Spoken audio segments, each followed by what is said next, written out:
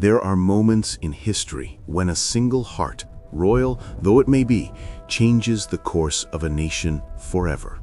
This is the story of such a heart that beat with impossible passion, that loved without restraint, and that left behind a legacy written not in laws or battles, but in the faces of 13 extraordinary children who would never wear a crown, yet would shape England's destiny for generations to come. Close your eyes for a moment and imagine London in 1660. The theaters have just reopened after years of forced darkness. Music fills the streets again. Laughter echoes through palace corridors that had grown silent and cold. A king has returned from exile, and with him comes not just monarchy, but joy itself. His name is Charles II, and the people adore him. They call him the Merry Monarch, and for good reason. But behind the merriment lies something deeper. A man searching for connection in a world that had stolen his father's life and his own youth. A man who found comfort in the arms of women who made him feel alive, who reminded him that despite the crown upon his head, he was still human, still capable of tenderness and desire. These women came from all walks of life, noble women who understood court politics, and commoners like the actress Nell Gwynn, whose laughter could fill a room and whose wit could match any lord's. Charles loved them all in his way, and they loved him back for his charm, yes, but also for the gifts and titles he could provide. Before we journey deeper into this remarkable tale, I'd love to invite you to join our community. Please consider subscribing and do share your thoughts in the comments below. Your reflections make this exploration of history so much richer. Now, let us meet the children born of love and longing, each one carrying their father's blood, his charm, and his impossible situation. Our story truly begins not in England, but across the cold waters of the English Channel in Rotterdam. Young Prince Charles, not yet a king, merely a prince in exile, was only 18 years old. His father was fighting a terrible war back home, a war that would cost him his life. And in the midst of this chaos, Charles met Lucy. Lucy Walter was Welsh, spirited, and 18 herself. They were two young people caught in the storm of civil war, seeking comfort in each other's arms. When their son was born, they named him James. But this was no fairy tale. Wars don't wait for love to bloom, and soon Charles had to leave him, always moving, always searching for support to win back his father's throne. Little James was cared for by a wet nurse, while his mother followed his father desperately across Europe. By the time James was 8, his parents' love had turned to bitter ashes. Charles wanted his son back, and he had the boy taken from his mother. Lucy died not long after, her body worn down by illness and heartbreak. James grew up in his father's care, and when Charles finally returned to England as king, when the bells rang out and the nation celebrated, he brought his 13-year-old son with him. He made him Duke of Monmouth, dressed him in fine clothes, and gave him everything a father could give, except the one thing James would come to desire most: legitimacy. The young Duke married a Scottish heiress when he was barely 14. Yet James proved to be more than just a nobleman playing at life. He had genuine talent as a soldier, leading troops with courage and skill that earned respect beyond his father's name. As the years passed and the Queen suffered miscarriage after miscarriage, people began to whisper, what if there was never a legitimate heir? What if this Protestant war hero could be king instead of Charles's Catholic brother James? It's a question that would eventually cost the young Duke his life. While James was learning to be a soldier, Charles was welcoming other children into the world. Charlotte was born in France while her father was still in exile. Her name was the feminine form of Charles itself, a tender gesture that showed how much he cared. She grew up between France and Ireland, raised by her mother and stepfather. When she came of age, her father arranged her marriages. She gave birth to 5 children and lived a quieter life than her brother James. She died at 34, and her father made sure she was laid to rest in Westminster Abbey. Then there was another child, Charles Fitz-Charles. Fitz meaning son of, and Charles speaking for itself. This boy was sent to Spain for his education and became known as Don Carlos. When he returned to England at 18, his father created him Earl of Plymouth. He married a duke's daughter, and life seemed full of promise. But when he was just 23, he was sent to defend an English territory in Morocco. Illness took him in that distant land, and his body was brought home to rest beside his siblings in Westminster Abbey. Another child was Catherine Fitz-Charles, who chose a path that might surprise us. She became a nun. In an age when royal daughters were expected to marry well and produce heirs, Catherine quietly stepped away from all of that. She entered Dunkirk Abbey in France and took the religious name Sister Ophelia. While her siblings were navigating the treacherous waters of court life, collecting titles and estates, Catherine was praying in a cold stone chapel, finding a different kind of peace. And she lived an extraordinarily long life, 101 years. Perhaps there was wisdom in her choice after all. But let us turn now to Barbara Villiers, for she deserves special attention in this story. Barbara was not just any mistress. She was the king's greatest love for many years, a woman of stunning beauty and fierce temperament. She gave Charles 5 children, although court gossips loved to whisper that perhaps not all of them were truly the king's. Still, Charles claimed them as his own, and that was what mattered. The first was Anne, and legend says she was conceived on the very night of Charles's coronation. Anne grew up in the glittering, gossipy world of the Restoration Court. At 13, she married one of her father's favorites, and Charles made sure her new husband received an earldom. But Anne was restless, perhaps too much like her mother. At 17, she began an affair with an Italian beauty named Hortense, and the two of them caused quite a scandal when they had a fencing match in St. James Park wearing only their nightgowns. The public watched in shock and fascination. Her husband, mortified, sent her to a convent in Paris. Eventually, she was brought back to England and settled into a more conventional life. She had 4 children, though her marriage was never happy. Her husband gambled away their fortune, and they eventually separated. She lived to be 60, carrying always the burden and privilege of being the king's daughter. Barbara's second child was a boy, another Charles, given the surname Fitzroy. At birth, he was christened Catholic, like his mother, but 6 days later the king had him baptized again in the Church of England. Even in matters of faith, politics intruded. This Charles was betrothed at age 8 to a wealthy heiress named Mary Wood. Tragically, just months after their wedding, Mary died of smallpox, leaving all her fortune to young Charles. He waited 17 years before marrying again, and with his second wife, he had 6 children. When his mother, Barbara, died, he inherited her title of Duke of Cleveland. He lived to be 68 and was buried in Westminster Abbey among his siblings. Then came Henry Fitzroy, and oh, how people remarked on his beauty. A famous diarist wrote that he was exceedingly handsome, by far surpassing any of the king's other natural issue. At 9 years old, he was married to a 5-year-old heiress in a ceremony that must have looked more like children playing than a real wedding. Henry grew into his promise.